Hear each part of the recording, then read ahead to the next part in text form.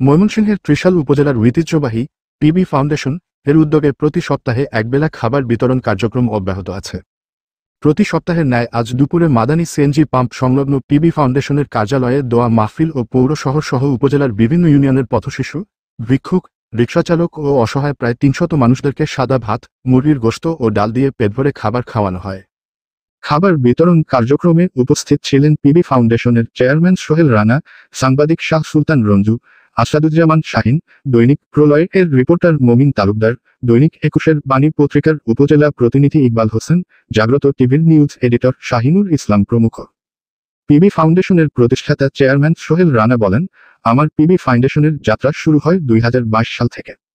পৌরশহর সহ উপজেলার বিভিন্ন ইউনিয়নের পথশিশু, ভিক্ষুক, রিকশা চালক ও অসহায়দের জন্য সকলের সার্বিক সহযোগিতায় খাবারের আয়োজন করা হয়। সপ্তাহের প্রতি বৃহস্পতিবার বেলা ১২টা থেকে ৩টা পর্যন্ত বিরতিহীনভাবে খাবার খাওয়ানো হয়। এ ক্ষুদ্র সেবা কার্যক্রম অব্যাহত রেখেছি। যতদিন বেঁচে আছি এই সেবা অব্যাহত রাখব ইনশাআল্লাহ।